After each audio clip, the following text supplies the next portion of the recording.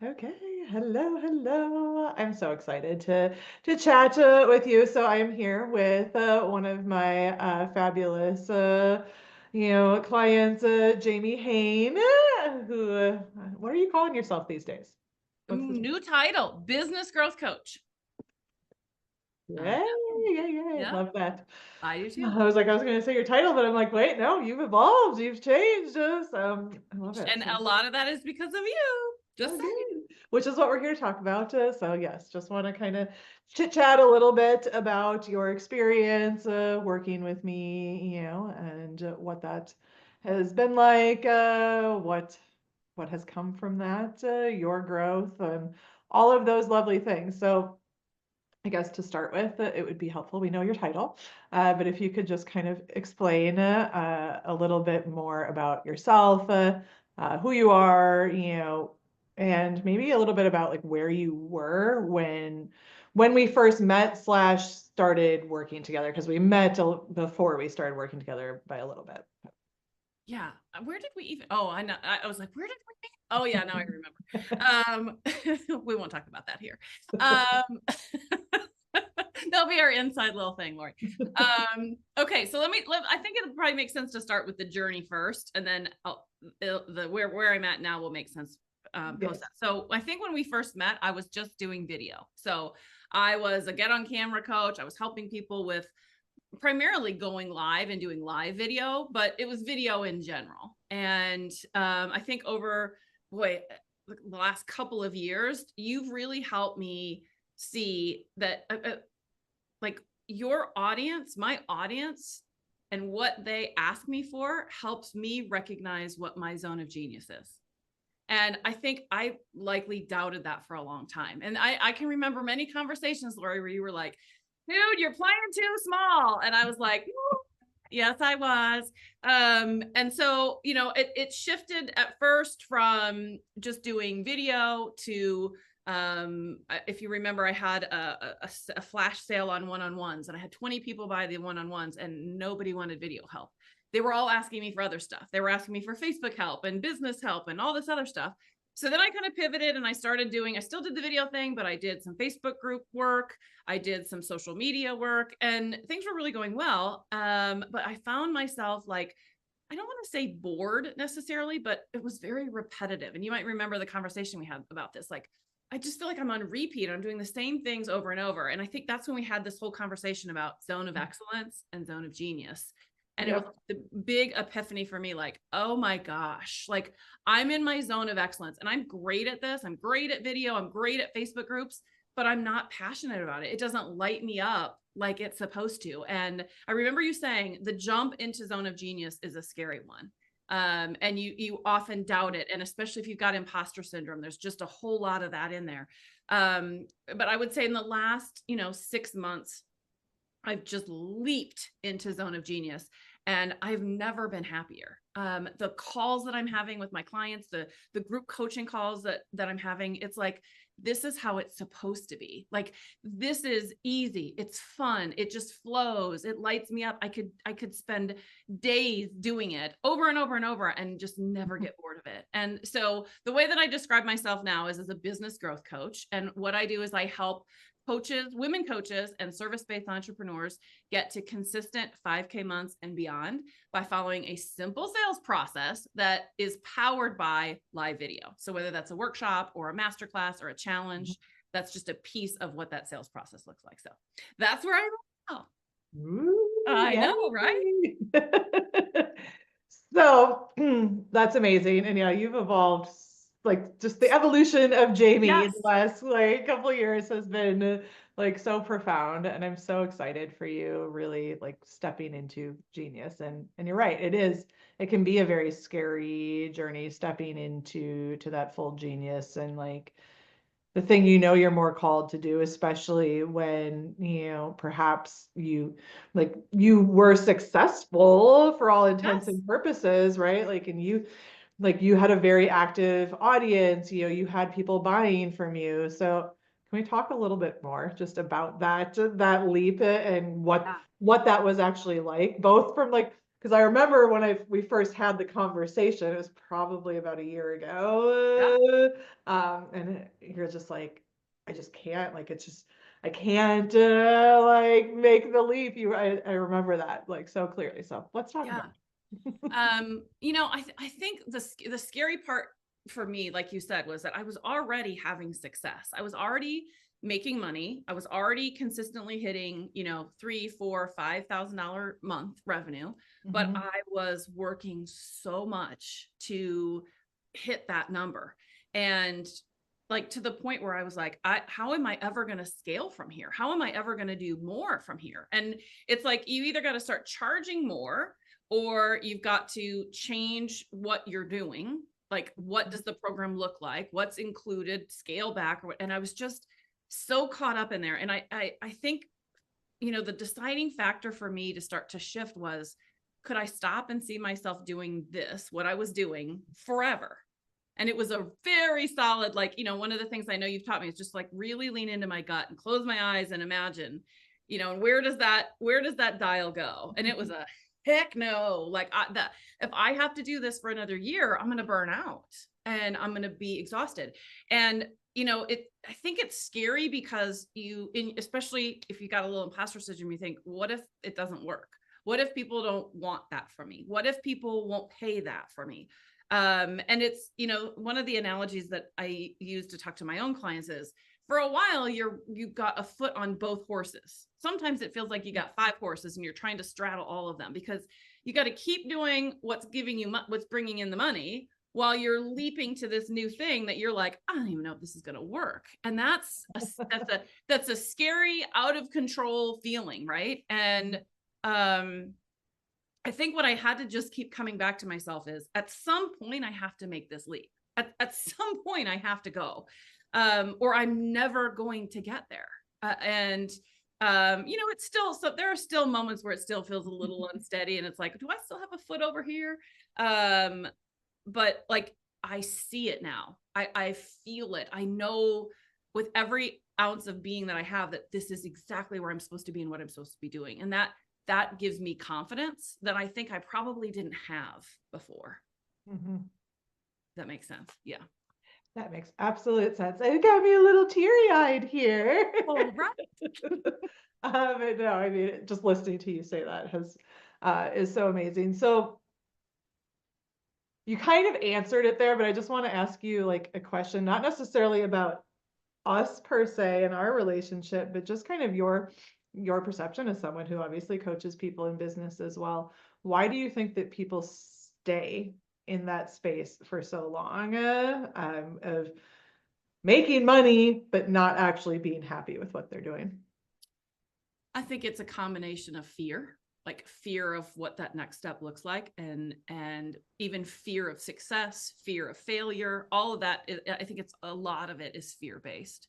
What if it doesn't work? What if I can't do this? Who am I to do that? So a lot of imposter syndrome keeps us stuck. But I think that's probably what most people will find when they go deep enough to get that answer. I think what most people stay is they stay at that surface level instead of digging deep. And what they're going to say is, this is me. This is what I do. I'm comfortable here. It's almost like it's safe. And the two are connected, right? I mean, this guy can be, oh my gosh, such a stinker at making you real, at making you think like, if I stay small and I'm safe here. This is safe. And we are afraid of so many things, that we just say maybe someday. And I got caught up in that, right?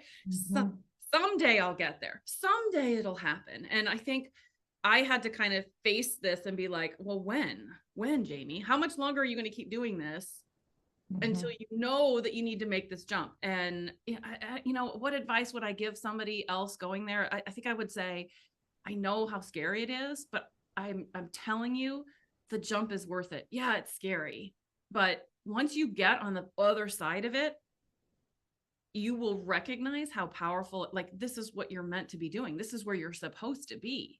And the other thing that I would say in there is, you're going to keep making those jumps. And Lori, I heard you talk about this, I've heard other people talk about it, but until you experience it, you don't ever quite get it in the same way. You're always going to be leveling up, always. And you're always going to have to make the jump to the next thing, whatever that thing is. And those jumps require an investment. They require a risk. They require all sorts of different things. And so as an entrepreneur, you got to get comfortable making them. And so I often think that this is personal development. I mean, being an entrepreneur, it's hard. It's so hard to be an entrepreneur, but it also is probably one of the biggest developmental experiences you're ever going to go through in your life, because you are challenged in so many different freaking ways. And so I think what I would say to somebody who's struggling with this is just freaking do it. Be ready, be sure, be confident in it, believe in yourself, trust the universe. These are all things that I heard from you, Lori. And when you fully embrace that, you're just going to know, and you're going to know when the right time is, or you're at least going to get to the point where you say, well, now or never, let's do it, screw it. And you're going to go. Yes. So much of what you said, I'm like, I can resonate with for myself too, not just like clients, but I think that that's exactly it. And it's just like now or never, we can live in the cycle of fear. And honestly, as you were saying, you're right. We're always in that level up, and it's scary. I'm back in one myself, again, and it's that reflection of looking and just being like, well, I can stay here, or I can take the leap, take the risk, and it's that constant game. And I think the further we get, the easier that is. So let's talk about that a little bit. Your journey with that. So we've heard a little bit, but like, so when you first came to me, coming back to that, where were you at in that level of fear, imposter? Like, what was going on for you? Not just like business, I was doing this, but like, what was really going on?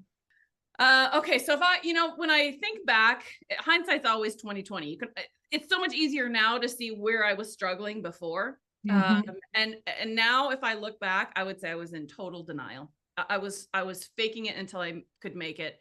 And I wasn't even aware of some of the challenges. I think there were many times where I remember, talking to you and thinking, that's not me. I'm not this. I don't have that. I'm not whatever it was, right? I'm not a people pleaser. I don't have imposter syndrome. And I think, the classic definition of those things, I had conquered most of that. I've been a leader, a director for a Fortune 500 company. I've done a lot of leadership development, and I've done a lot of personal development.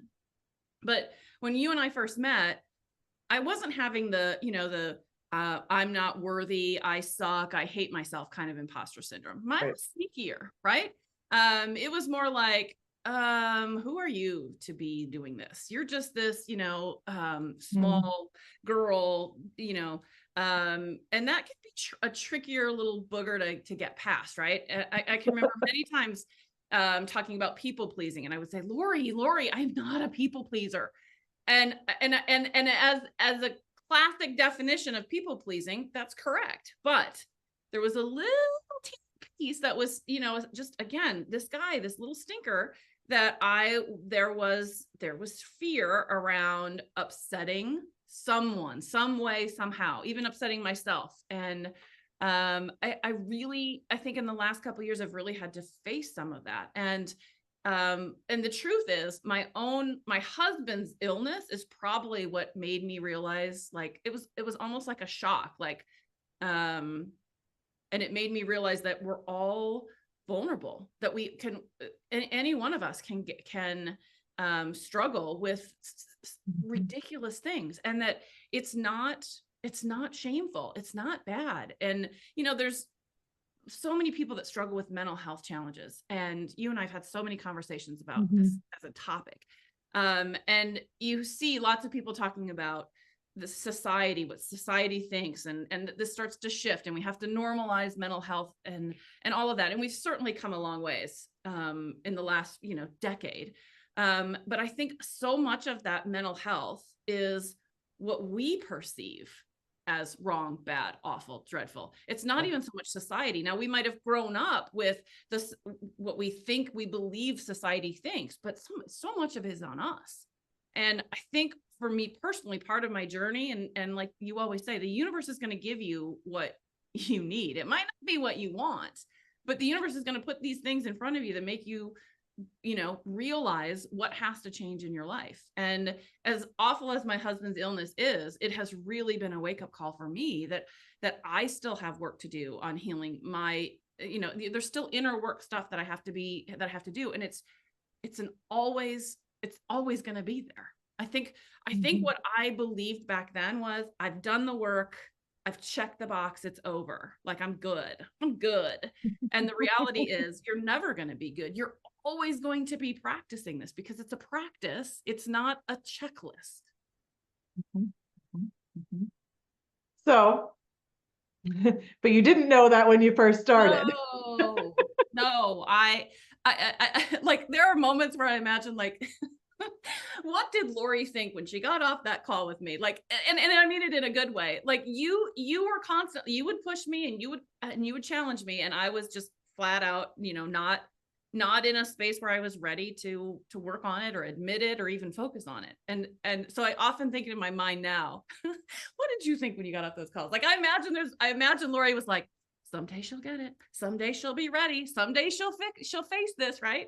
But I don't think you can face it until you're ready for it. And I think being ready for it requires sometimes a little bit of a wake up. Sometimes it's a shock to the system. Sometimes it's something that's happens to you that you're like, whoa, I need some work here. And, you gotta be ready and open to whatever comes in your way, and be ready to acknowledge it and accept it, and work on it. So what would you say are, I don't know, top few things, takeaways from our time working together? Like, what has been the most impactful for you? Okay. Some of this I said earlier, but this is a great question, because I can really talk more about it. I think the zone of genius was huge for me. I don't think I even recognized that I wasn't there until I talked to you about it, and did the work with you around some of these things. I also read a book on this very topic, and it was eye-opening. And I still use that today with my clients, because I think so many of us are not operating from that point. And that was huge. I think that was really one of those moments that made me go, yeah, I'm not there, and I need to be there. And I don't think I understood why I was frustrated with my business until I started realizing that work. You're almost, again, that denial comes up, like, well, this is me. This is what I do. I need to just make peace with it. No, you don't. You need to push the boundaries on that. So I would say that was one. I think the other, another one was, listen to your people, talk to your people. They're going to know before you do. They're going to lead you where you need to be going, because they're going to start asking questions that you're not even thinking. And so it's, I always was a big proponent of doing market research and talking to people, but I don't think I was listening. And I remember very distinctly a call that we had, and there was a moment where you said, Jamie, you are not listening to your people. They are telling you this, and you're not listening. And I was like, holy crap, you're right. And I think it's this is the reason why we need a coach, because we're in the pickle jar. We're the pickles. We cannot see the label, right? And so we need a coach to help us call out what we're not able to see. And that was a big one that I wasn't seeing. Okay, so that's two. I know there's more here. I don't want to miss it. I think I remember our very first one-on-one session ever. And I don't remember how we got there. You might remember, but I remember you said, why are you so hung up on this landing page? Why are you making this landing page the thing that's slowing you down? And I was like, what are you talking about? And I mean, like, I say this to my clients all the time. I remember you saying, you are not allowed to have a landing page. And I was like, what? And you're like, you can have something very basic, but you are not allowed to put hours and hours and hours and hours in this landing page. I want you to just go. And I was like, oh my God, this is my first one-on-one with you. I'd worked with you in other capacities, but like first one-on-one. And I thought, this is either going to be the best thing ever or it's going to be crazy. And so I was like, okay, let's go. And I launched a new group coaching program. The landing page, I think it had like a picture, a little bit of a blurb, a button, and then it had some text down below. And I remember sending it to you and saying, okay, I've done it. And I remember you messaging back and you're like, I'm seeing some bullet points here. Said no bullet points. And I was like, well, it's already done, Lori. Can't we just, and you were like, okay. But the whole point was I'd maybe spent 30 minutes on it, if that, to throw it together. And it made me realize that we often think of that landing page as the sales tool. And I think what you helped me realize is this is the sales tool. I'm the sales tool. People are going to want to opt into my programs because of the conversations that they have with me, not because of a landing page. And so I've tried to be really true to that ever since that moment. And, my landing pages, I throw them together. They're not fancy. They don't have a whole lot of bells and whistles, but it hasn't stopped me. And like, I will remember that moment forever. You are not allowed to have a fancy landing page. It was crazy. And what happened without the landing page? I think I sold 8 or 9 in that program. I mean, it was in like days. Yeah. Like that. And just, I don't even know if I've told you this, but even my offer from December, I didn't even have like it. There were not even bullet points. It was like Word payment plan. And that was it. And it was a much more expensive price point than that first one. And I sold 8. So I don't know, maybe 8's my magic number. I don't know. But, it really helped me realize that, we often believe that we have to have all of these things. You got to have this, and you got to have this, and you got to have a freebie, and you got to have a landing page. You got to do a podcast. You got to have no, you don't have to have any of that. You just have to have, what your simple process is. And if you become the sales machine, then people are going to connect with you, and it can be that easy. And I think that's the other thing. One other thing that I've learned from you, I don't know how many times you've talked about or said, it should be easy. It can be easy. You're overcomplicating. It doesn't need to be as hard as you're making it. And I think what I realized is that I think sometimes the reason I overcomplicate is because I like solving problems. And so if I can make it complicated, then I can solve those problems. I can do those things. And again, just more denial, more crap that just doesn't need to be there, right? If you just believe that it can be as easy as it is, it will be as easy as it is, right? Yeah. Okay, so I don't know how many I've covered in there, but I feel like there's way more that I could talk about. But those are the big ones that stand out. Okay. Yeah. Yeah. Those are some big ones that stood out for me too. So I figured that those would be some that you mentioned. But yeah, I mean, simplicity is key. And honestly, like some of the like highest earners that I know have the most simplistic ways of doing things. I've bought 5-figure coaching programs from a sales page that literally had a blurb like that. And then a thing saying, I agree to no refunds. And I'm like, okay, I'm in. Right. It's crazy because you're not at that point, you're paying for the transformation. You're not paying for that landing page. You don't care about that landing page, right? Yeah, you got it. It just landed again. Yeah. It's but we one of the things that happens is we get so caught up in what everybody is saying. And social media is so good and so powerful, and there's so many great things about it, and it connects us in ways that, and I could go on and on about the positives, but there's also a whole lot of negatives. And depending on who you're following and who you're hearing, you can get sucked into this and whatever it is. And I think for me, it's you really have to know where your focus is and where you're going, and you have to put those blinders on, and you have to say, this is where I'm headed, and I'm not going to let anything else take me off course. And that's hard to do, especially when it's pretty and it's shiny and it's all these great things going on. But you've got to know what you want, what you need, and you got to be sure about that. So let me ask you one final question here. Yeah. If you were to have a conversation with someone who is in my world considering working with me, what would you tell them?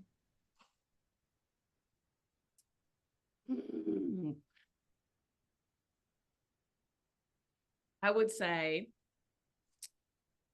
be ready to reflect. Be ready to reflect, because one of the things that you do so well is you ask questions that I'd never asked myself. And you do it in such a way that it feels, you feel supported and not challenged and not awful and all of that. And you make it feel like it's a safe space. Like I can say whatever. I can push back, I can challenge, I can do whatever. But the reality is, if I'm not ready to reflect on what this question is really asking me, you better be ready, because you're going to give me some doozies. And I mean, how many times, Lori, as we've worked together, have I said, oh, those questions, like, whoa, right? It is your, I mean, in my opinion, it's your greatest strength.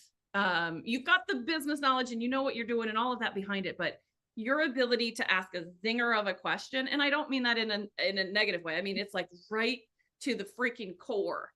And you're like, this is exactly what I need. Like, you know, I think about what the reason that we hire a coach, the reason we want to work with a coach is because we are trying to get to a level that we can't get to by ourselves, or we can't see something because, again, we're in the pickle jar, right? And I think what you have just a great ability to do is to challenge what we're thinking, and to help push us in the most positive way possible, that more is out there, that you can do more than you think you can, that you're overcomplicating in a way that you don't. And it's not, I know today in this interview, I've been talking about some things that you were telling me. And I think it's important that people know, very rarely did you ever tell me anything. Most of it is questions that make me self-discover. And in my opinion, that's what a great coach does. Is a great coach asks you questions that make you come up with the answers, right? But yeah, there's always that moment where I could say to you, Lori, I just don't know. I need some help. And you're always there to support and guide, and you often do it in a way that's like, well, consider this or consider that, or think about it from this perspective. And yet there are times where you tell me exactly what I need to hear when I need to hear it. So it's very balanced. But I think if you're not ready for that kind of challenging coaching situation, get ready, because it's about to happen if you're going to work with Lori. And it's an experience that you will be so grateful for. Even if in that moment you don't see it. I mean, there are still times, Lori, where, like, I mean, it's been months since we've had a one-on-one coaching session, and I'll still hear you in my head. I'll still think, I know what Lori would say right now. Lori would tell me this. And that I think what I'm saying there is that your coaching lasts. It's not just, I mean, I've done programs and work with coaches and I've learned things from them, but it doesn't come up as often as I think. Oh, I know what Lori would say right now. Lori would tell me I'm doing this. Lori would ask me this. What would Lori ask me right now? It's like I've channeled you here on my shoulder to guide me. And I think that's a really cool experience to have, that you can have forever. Like yeah, I don't know if that's what you were wanting. It's probably not what you were expecting in an answer, but I never know what to expect. I know. I want your experience, what you would say. So yeah. I think the other thing that I would say in there is, you know, I think one of the things that I really value from you is that you really have a great balance between, I'm going to help you with the strategies, I'm going to help you with the tactics, but I'm going to challenge your mindset. It's a really good balance between the two. And you know, I've worked with other coaches that they're really strong one way or they're really strong another way. And I really very much value that balance. You know, I know there are times where you've got in the weeds with me and we've talked about tactical stuff. And then there are other times where you were like, okay, stop getting in your head. What do you feel? What's going on in your gut? What is the universe telling you? And I think, you know, especially somebody like me who's very type A and very corporate and very, you know, focused on that, that was really refreshing for me. And I think it really started my own spiritual journey that I probably was not even, you know, considering as an important part of entrepreneurial growth. And it's huge. Mhm. It really is. Hmm. Well, thank you for all of those lovely words, and I am also grateful to be on this journey with you. And I think obviously as a coach and a mentor, how yes, we're impactful in our clients' lives, but it's also impactful to be on the other side, to witness that growth, and you have come so far. I'm Yeah. so proud of you, and I can't wait to see what is next. And as of the recording of this, we're kind of early on in 2025, so I think it's going to be, well, 2025 is going to be an amazing year for so many. We got through 2024, so Yes. let's see what it Yes. brings. Yes. I agree. Oh, okay. Well, thank you. Before we close, any last words of parting wisdom that you'd like to share with anyone Parting wisdom. Oh my gosh, where can I go from there? or with me? Um, I know Lori knows this from just working together, but I'm a big I love superhero movies, and whether it's the Avengers or um X-Men or any of that, like I love that. And not too long ago, it's been I watched the Wolverine, Deadpool Wolverine movie. If you haven't watched it, it's worth it. Um and one of the things they say in there is let's effing go. And it's become my like personal motto since I watched that movie, which was maybe months ago, and I still probably say it on a regular basis. And I think what I would say to anybody watching this is let's effing go. Like, what are you waiting for? The, the, the, the bravest people don't do something because they're not afraid of it. They do it because they are afraid of it. And they go anyway, and they take that leap anyway. And I think that's probably the best advice that I can give to anybody is figure out what you want and go after it, because it's yours for the taking. You can have it. And if you need help, if you need a guide, if you need a coach, then you get the right coach for you. And it makes all the difference. I'm a big believer. I probably wasn't before, that you always need to have a coach. You always need to have somebody that's going to help push you in exactly the way that you need, or maybe it's in the way that you don't want, but you need. And so find that person for you, and be bold and get out there and say the thing that needs to be said, and stop playing it small. Yeah. Well, on that note, thank you so much, Jamie, for being here. And thank you for anybody who took the time to watch this. And again, we'll be back with an update, I'm sure, in Jamie's journey in the future. So thank you. And until then.